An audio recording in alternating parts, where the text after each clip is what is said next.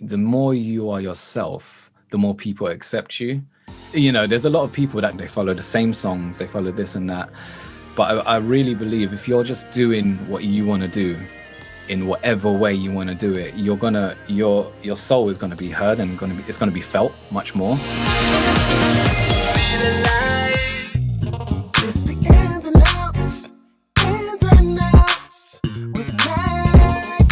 Hi, I'm Jamie Hernandez, and this is The Ins and Outs with Mackie, a show about awesome gear and awesome people. We'll be bringing musicians, engineers, podcasters, streamers, and sometimes the occasional Mackoid. If you're new to the show, make sure to hit that subscribe button on your favorite platform to get all the latest Mackie updates as soon as they're out. So our guest today is a London-based producer, DJ, musician, and Talkbox master who's known for his energetically enticing originals, remixes, and recent signature Talkbox Tuesday series on Twitch. He's worked with some of the world's best writers and has produced for big names like Universal, BMG, and Disney, to name a few. He's got a lot in store for 2021, and he's here to talk about how he is redefining the boundaries of innovative dance music. Welcome to the show, Jeff Nang. That was a really good intro. Wow. How's it going? Really hey, Mackie and Jamie, how are you doing? Welcome. We're so excited to have you here. Well, let's start this thing off. Tell us how this journey began, Jeff. Wow. Well, first of all, I just want to say thank you for having me, guys. Like, I really appreciate the you guys reaching out to me and getting me on the show. So I just want to say thank you to you and the Mackie crew. But this all started when I was a little boy. I literally got into music just from, like my father listening to, my father was a musician as well, singer. And he really got me involved in, playing the piano and especially my mother as well. So it started all from when I was about 6 years old. And yeah, ever since I've just been interested in production, music production, different sonics and music for film and soundtrack and scoring and stuff like that. So yeah, ever since then it's been an evolution. So yeah, you have quite the resume. First of all, your sound blurs boundaries and can't be placed in one box, as you like to say. Yeah. Who are some of your main influences that took you here? I listen to a lot of like Michael Jackson and Prince. Okay, that makes sense. Yeah, and a lot of disco music, as my father, like, he introduced me to like Earth, Wind and Fire and a lot of funk and disco. So ever since then it was like, and then I started getting into, when I got a little bit older, into like Timbaland and Neptunes. That's kind of when I got into kind of futuristic dance music, I would say. Okay. Yeah, and Daft Punk really, and Justice really changed my way of looking at like electronic dance music. And that's kind of like when I got into it about eight years ago, dance music, really. Yeah. Why do you think it's important to mix in other genres of music? I think it's innate in us human beings to kind of draw from other influences and create your own influence or your own product, because it's really easy to imitate. But I definitely believe I feel much more fuller in my soul when I take timeless music, and I think the timeless music is taking from other timeless music. So I definitely think that it's our duty as producers to pay homage to other styles of music and pull it into one and kind of make an evolution of it. And that's the only way I believe that music's always evolving rather than staying on one trend. We have to take from timeless music. Yeah. And that's kind of what I try and practice like every day. Awesome. So you have a broad range of experience that includes working, as you said, with music publishers and singer-songwriters across the globe. And like you said, you even produced music for TV. You're doing music, media, and you're still DJing all over. How do you seek out people to work with, and also to continue with that? How do you maintain that busy schedule? I think it's time management, and it's also like growing your network, because your network is your net worth, right? So I always try and be around people that are either in the industry that I want to get into, or especially like the music industry. There's so much to learn, and there's so much growth that I'm always like taking on every day. So with it's like, for example, with the projects like the Disney stuff that I would do, or stuff for adverts, it's people around me that are in the circles, and I'm just like, I'm just always kind of having conversations with people in a network, you know. And I don't know, things just come up. Sometimes I don't even really plan it. It just kind of falls into place. But I guess it's the right people at the right time. Yeah, that's a good point. But and so to that point, there's a plethora of so many amazing producers out there. What ways do you think artists can establish their own opportunities and to stand out and stay active? I think definitely following what technology is out there, right? So with all social medias, I know there's some artists and producers that kind of like disregard it sometimes, but it is the future of how we distribute music nowadays. So I'm definitely a believer in kind of following what technology is trending, and using the platforms to actually like elevate your your talent. So for instance, like Talkbox Tuesdays, I use we're probably going to talk about this later, but I did use it for like Instagram only. I didn't even think about YouTube. I just wanted or TikTok. I was just like, let me try and see if I can make a little wave in Instagram. I don't really know who's going to watch it, but let me try and cater it to the Instagram like viewers. And then I found out that I could reuse that footage and that content onto TikTok and make reels, and then do it on Facebook, and then make YouTube videos from the same content. So I was just teaching myself, and I think this is, or like coming back to your question, being producers and artists, I think there's so much leverage that we can get from social media, but we just have to learn it. We kind of got to learn how the algorithms work and stuff like that. Yeah, and what works, and it's trial and error as well. And like you said, it's a process. It's interesting to learn how you didn't just hit all the platforms at once. When was the moment that you realized, like, okay, this is kind of starting to pick up here, and this is like Twitch, for example, is a whole nother platform, and with a community of people that are ready to support you. When was the moment that you knew, I need to start expanding and bringing this where other eyes can check me out? Well, I mean, like last year was the year that a lot of DJs kind of joined Twitch, and I was one of those. And Okay. yeah, and I kind of stayed on Instagram for a lot, and I still do. I use it as kind of like my trailer content. And then Twitch is like the show, you know. So yeah, I think it was just, you just have to kind of like be ready, and you just got to kind of, at the time I used Instagram and saw that it was getting a lot of views. People were like messaging me, like record labels would be messaging me asking for like features on tracks and stuff. And as that was happening, my friends, my DJ friends in the UK, they were all on Twitch, you know. And I actually like had an experience when my father passed away last year during that whole thing, and I didn't really want to be in front of the camera. So my in was Talkbox Tuesdays. That was the first thing I did after my father passed away. And that was literally from my soul. I was like, I don't care who's going to watch. This is just what I feel I want to put out there. And I need to put something out there because I'm a creative. But so this is what I'm going to put out there. So it was Talkbox Tuesdays. And then one of my friends basically said, you need to bring this onto Twitch. And I was like, what's Twitch? And, you know, he was just like, there's a good community, you know, there's a lot of people on, you can get some good viewers. And I was like, okay, let me just try it. And I was kind of the only one that was kind of talkboxing and playing, like, yeah, talkboxing. I don't really know any other talkboxers on Twitch.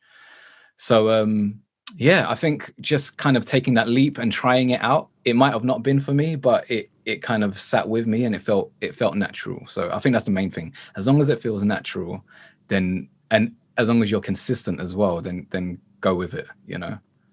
Well, you're definitely gaining quite the following on Twitch. What are a few things you've learned in the process of creating a community? As you said, you're the first talk boxer on Twitch that you've seen. Yeah. What have you learned in this process of creating this community for yourself? To be, I think one of the main things is the more you are yourself, the more people accept you. I know that sounds like really cliche and like kind of like cheeseball, but there's a lot of people that try and be someone else, and they go on, they DJ and they try and kind of just follow what's going on. They follow the same songs, they follow this and that, the same playlists. But I really believe if you're just doing what you want to do in whatever way you want to do it, your soul is gonna be heard and it's gonna be felt much more. So I think one of the main things that I learned was, right in the beginning, I kind of already knew that I was just I've been doing music for such a long time that I've been in a zone where I've been following something. I've said to myself, I need to be like this person. So I'm kind of imitating. But the last 2 years have been like, just do what you want to do and be yourself and do play whatever music you want to play. So I think that is the main thing that I've learned, is just to kind of be yourself and trust your instinct. And also the people on Twitch it's so positive. Like everyone really shares the music. A lot of the DJs help you with promoting your new music as well. If I've got a new track out, they all, Jeff, let me play your new track. So it's such a great community, from the viewers to the DJs, to the streamers. So great. You mentioned in an earlier interview that you like to promote music with no pressure for public likes or what's trending. Why is it important for you to remain authentic in this journey? Oh man, because like I said, when you I don't know, experiencing losing my father, it was just like, we could die. We're gonna die tomorrow, right? Like, sorry to be so No, so that's like okay. somber, yeah. But it's like, we might as well be the very best and like to our fullest potential of who we are, like without trying to be someone else, imitating someone else. Just, it's so hard to do though. It's so hard to dig down in your soul to be like, this is who I am. It's so hard to even know what this is who I am is. There's so many layers that we kind of like tear off every day. But I made it like a duty after my father passed, just to try and dig within your soul to who you really are. And it doesn't matter if you're thinking about being accepted or whatever, just be you, because tomorrow is never promised. So that's why it's so important for me right now, much more than it ever was in my entire life. And you're doing such an amazing job. So it's really exciting to meet you and talk to you and to learn about your journey. So thank you, man. It's yeah. How about Gearwise? How you have quite the setup. How did you go about figuring out a setup that works for you? To be honest with you, I work in the box, like in my laptop a lot. And I have like a lot of jobs where I go to studios and we work from studios and stuff. So a lot of the stuff is there. But the main thing is like that I really grabbed was the Talkbox, was the Micro Korg XL and certain Ableton pads and stuff like that. So I think it's just finding what works best for you, and there's so much equipment out there. It's just what really like works for you, and not having too many options as well, just kind of keeping it a little bit more singular than too many, having your fingers in too many pies. That way music can just be created a bit more quicker and in much better flow. So yeah, but it's kind of like addictive when you have a lot of different equipment coming in, So what about your videos? Anyone who follows you on Instagram, you're quite an editor as well. What advice can you offer people who are first timers getting in front of a camera and don't even know where to begin? Do they get into editing? Do you pay someone else to edit? How did you decide that you were going to just take it from start to finish yourself? I'm a bit impatient, and like, I feel like I've had the skill of editing and doing artwork from when I was young, because I studied art and graphics and stuff. So when I have like a vision in my head, like Talkbox Tuesdays, it was like, I want it to be here in my studio and I want it to be cut like this and stuff like that. I couldn't really find anyone to do it at the time. I was just like, I just want to do it myself, because I gave myself like a day, 6 hours, because I don't want, also like when I'm putting content up, I don't want it to take much of my time. So this is Talkbox Tuesdays is like the fifth idea I had. I've tried so many different ideas. all the other ones were so like long to do. But Talkbox Tuesdays didn't take much time for me. So I ended up saying to myself, okay, I can edit this in like 2 hours. Oh, I'll film it in like 1 hour. Well, first I'll make the song in like 2 hours, then I'll edit it. Then I'll film it in like 1 hour, and then I'll edit it in like 2 hours. So it would take me like 5 hours for the whole thing. And yeah, I would definitely suggest, if you can, because if you have a vision, if a creative has a vision in his head or her head, like, it's best to kind of try and do it yourself. You learn so much more, you know, and especially if you were going to get another video editor to do it next time, you can now direct him or her to get the product that you want. So it is kind of hard. It's a bit, you know, I'm a bit of I get obsessed when I find out about, like, you know, Premiere or DJing or different softwares to edit. I'm just like, let me figure it out. I'll spend like a week on YouTube. That's a good point, though, you know, that people don't think about, you know, just because you're not maybe going to be a video editor for your career. But it's good to know about it, like you said, because you can tell the person who's editing your video exactly what you're looking for. And now you know the language. That's exactly, man. That's a really good point. You keep it like it's part of your artillery now. It's part of your weaponry. You know, you have something there, and you have knowledge of editing and stuff like that. And it just makes you so much more savvy, I think. And appreciative of their time, because, you know, it's like people who produce and mix other people's music, you know, they don't understand the whole journey that it takes to get this to sound like this, you know. So it makes you, you know, feel for them and be more understanding, and it goes all the way around. I've had, like, you know, I've done like a lot of artwork myself and stuff like that, and videos myself, but I know I've also hired people to do it, and I've paid them even more than they've asked for, because I know what comes, you know. I remember one time I asked for artwork from one of my mates, and I just sent him much more than he asked for. And he was like, bro, you don't need to do that. I was like, no, I do. You're worth it. You're worth it. Like, you know, don't ever like you're not putting yourself down, but don't ever think that you're not that much worth it. So right. I believe in worth as well, man. Especially, and you're right. When you've done it yourself, you understand how hard it is, the time it takes. So yeah. That's so nice. So you just released your Rollin' EP under your own independent label, Fuzzball. What can people expect from these fresh new releases? There's a lot. So Rollin' actually came out last year, I think. This time last year. And it was it was fun because it's my own project, and it was, you know, no one's telling me what to do. There's no label telling me what to do, so I can kind of do it in my own way. So yeah, I think, you know, there's so much more that I'm working on. I'm working on more Talkbox stuff for the Jeff Nang project, independent stuff, and also actually signed stuff. We've just got a track that got signed 2 weeks ago to a label here in the UK, quite a big dance label. So obviously we're doing stuff independently, but I'm trying to put it out to other labels to, you know, get that leverage from their audience as well. And yeah, I think the independent route is so fun because you can just kind of express yourself and market yourself in whatever way you want and try it out. It might not work, but it might work.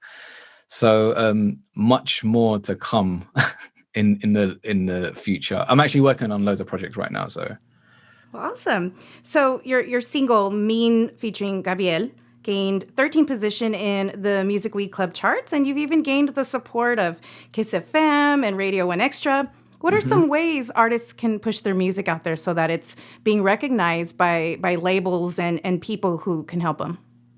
It's definitely a networking thing, man. Just we have to like get out there. I would tell any, you know, young producer or fellow producer musician that, you know, use social media in a way that you've never used it before. Send voice notes, like, you know, send videos in their DMs now, like, you know, different things like that. Just work the social media to, you know, to the point where it's a habit. And out of, you know, sending out, I used to send out like, and I still do, I'll send out like 20 messages a day, DMs, like, you know, a day, in hope that in that week I'll get 2 people that reply back, you know. And you just add them in, and you also build up friends and network and relate good relationships with people, you know. So it's not just about trying to get them on your projects. It's more about just growing your family as well, you know. But definitely I would say social media and always putting content out, because content is king, you know. Content's the currency. So you prepared some music for us. Are you Yeah. looking forward to performing some live shows? Definitely. I've got a few lined up here in the UK. You know, live streaming's cool. Live streaming's fun. But I do miss the audience. I miss like that interaction with the audience and talking to people after the show and having a drink with some of the people that were in the show and stuff. You know, so I'm definitely looking forward to the rooftop parties and the private gigs and the networking again, because it gets bigger and we get to like travel as well, you know. So I'm really looking forward to that, man. And I've got so much new material that I want to play out as well. Reverb, check 1, 2. Thank you once again, Mackie, for having me, and also thank you for the in-ears. These are really helpful for my live performances. I'm going to perform 2 of my own original songs for you. The first song I want to perform for you is a song that's very dear to my heart. It's a song that I wrote last year in honor of me and my dear wife's dads, who both passed away last year. This one managed to allow us to get through the moment and to uplift us. This one's called Never Alone, and I'm sending this out to everyone that's lost someone, anyone that's going through any grief. This one is for you. It's called Never Alone. Once again, it's on Spotify, so please be sure to add that to your playlist. Thank you. Hope you enjoy it.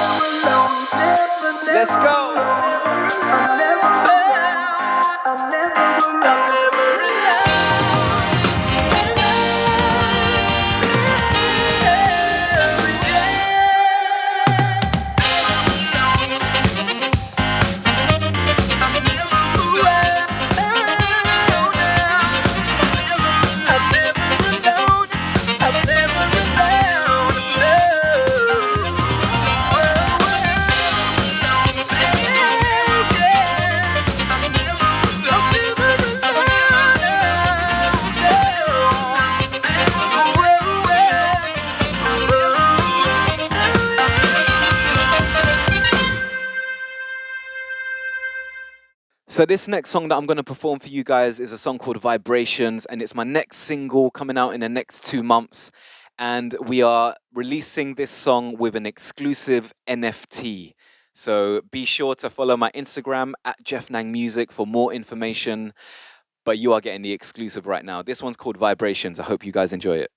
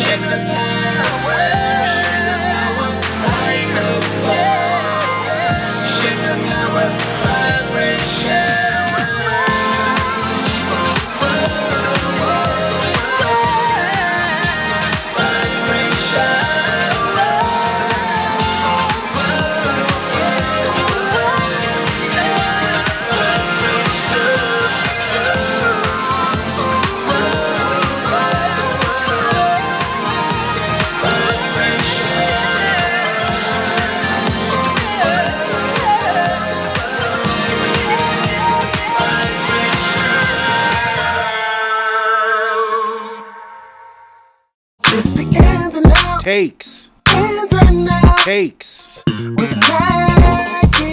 Now it's time for our ins and out takes, which is a rapid fire of random questions. Are you ready for that, Jeff? Let's do it. I'm ready. All right. I who are some of your favorite artists you've worked with? A lot of the people in my circle. So I have worked with a guy called Taylor, a girl called Callie Jane, a lot of people in the UK, and I love all of them. And yeah, a really good songwriter called B Monroe, and another great songwriter who is actually my producer partner called Shagan. for Wale. So yeah, more about them soon. So we talked about your unique setup. Jeff, how do you prep for your shows? I will literally practice for like 2 days and let it marinate, and that's it. You know, yeah, that's about it. I don't want to like let it get to me too much, so it's really quick. Let me get the songs down, let me get the vibe, and then let me do the show. Boom, awesomeness. So any Talkbox mishaps? Talkbox mishaps a lot. Every time I'm streaming, I have dribble that comes down all the way down my chin. When I did that Tweak Music Tips show, none of you could see it because the cameras can't pick it up, but I had loads of saliva. I've got a tube in my mouth. You got to understand, you know, it's just here, and I'm like singing, and there's just saliva dribbling down here, and you know it's bad when it wets your t-shirt, and your t-shirt is like damp, and you're like, where did this come from? So yeah, I love it. I need a bib. I'm in the midst of making Jeff Nang bibs. We'll get you a Mackie bib. Or a Mackie bib, yeah, please. What song do you play on repeat, or do you love to sing the most? Michael Jackson, Working Day and Night. That's like, that Michael Jackson Off the Wall album is on repeat in my car forever, since I was like 3 years old. Wow. Even though I wasn't driving when I was 3 years old. But yeah, that makes a lot of sense. Repeat. Yeah. So if you weren't a musician, what's another career you would have liked to explore? Definitely like marketing. Marketing, or like video editing, or making trainers, like sneakers. I would have loved to make sneakers. Like I'm a sneakerhead, or like toy maker, like making toys, because I love toys. I don't know. Or selling toys. I don't know. So much love for toys on the show. I know. God, Action figures. Toys. You've been involved in a ton of different events. Which ones are some of your favorites? Or do you have a favorite event you've been a part of? I mean, like performing in performing. Well, one of the great, like recently, me and my wife, we set up like a raid event on Twitch. So this is like a really good streaming moment, which we had, and it was to commend our fathers who both died last year to cancer. So we set up like a raid train, and we had our favorite DJs from the UK and America and the US, and some people that were performing like yoga and stuff like that. So we had like a whole day of these activities, and I was like the final performer, and we managed to raise like $3,000 in that one day as well for this cause. And that was so great to do, man. Like, you know, because it was for a good cause. It was for a lot of people who've been through the same situation, and everyone that got involved and really loved what it was, and it was emotional, man. But yeah, that's one of them. And I've performed at Glastonbury with a band that I was with as well. So that's like another great performance that I've done as well. So yeah, man, there's so many. That's awesome. Congratulations on doing so well. If you could tell your younger self something, what would it be? Trust your instincts. Yeah. Like the first thought is the best thought, is the right thought. The first instinct is the right instinct, because I believe we have different levels of instinct, but there's one, that first one, that gut one in your heart and soul, that's like, you should do that. Stick with that, and disregard the other feelings that come after. So yeah, stick to your instinct, and try and practice being yourself from now. You know, try practice it, because it's like we said earlier, it's not going to come like that. Being yourself and finding who you truly are is not going to come just like that. You got to practice it until you get to that point where you understand that's your true self. So yeah, that's probably that's what I tell myself now. So what are you looking forward to this year? More new music, and I'm definitely looking to getting out and, you know, performing much more. And I'm looking forward just to living, man, living and breathing, and more gratitude every day, more appreciation every day. I just look forward to every day. I don't even look forward to the year, man. I'm just looking forward to tomorrow, really, and now, the present time moment. So yeah. What's better, being a big fish in a small pond or a small fish in a big pond? Being a small fish in a big pond. because I think this pond that we're talking about is beautiful, and I love exploring. I'm an explorer, and I'm like a futurist as well. So I love knowing that I'm such a big pond, or this little tiny speck of dust in this whole big massive universe, and I love that thought, because that means there's more room to grow, and there's more room for evolution and learning and experiencing and stuff. And yeah, I love that stuff, man. That was a good question. That was a great That's answer. a good question. It's beautiful. Who would play you, Jeff, in the movie of your life? Oh my gosh. It's my favorite question. I love it. Who would play me? Anybody. Oh man. I don't know, man. I would say, like, if you could hire anybody. If I could hire anyone, Yeah. Will Smith. Will Smith.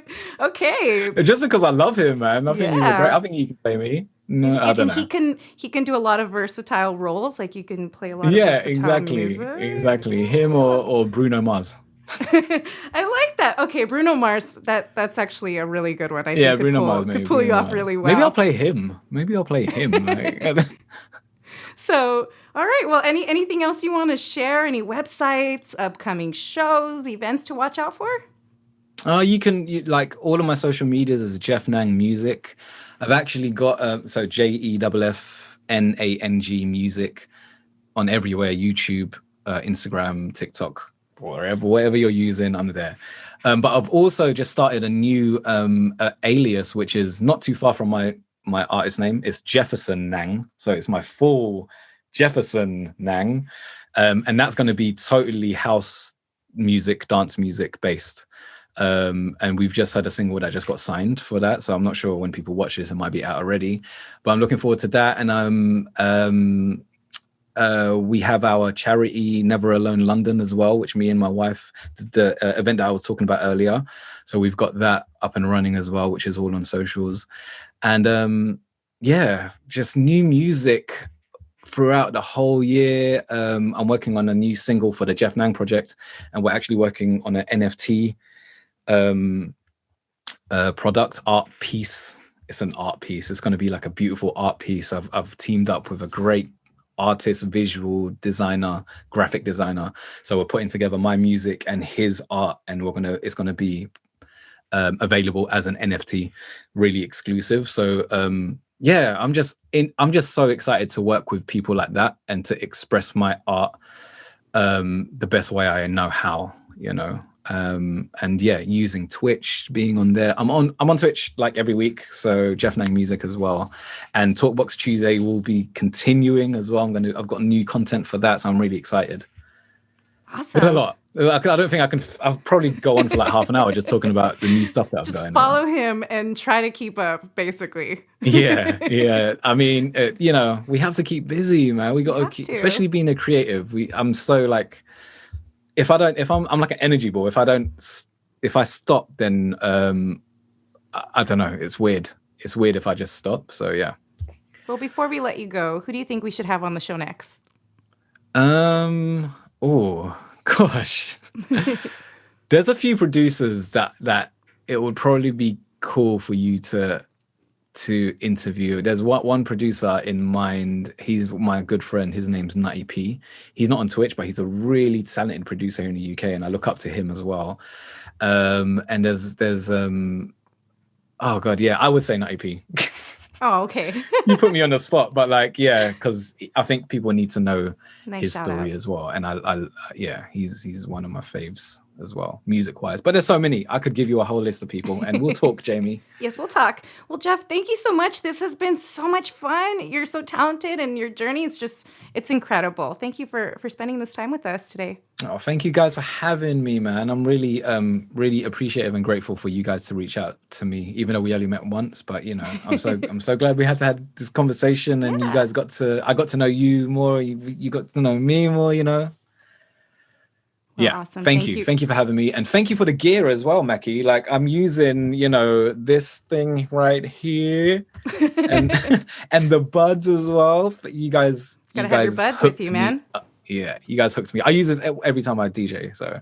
Awesome. Well, thank you so much. Again, I'm Jamie Hernandez, and this is the Ins and Outs with Mackie, a show about awesome gear and awesome people. We'll be bringing you musicians, engineers, podcasters, streamers, and sometimes the occasional Mackoid. If you're new to the show, make sure to hit that subscribe button on your favorite platform to get all the latest Mackie updates as soon as they're out. Until next time, Mackoids. It's the ins and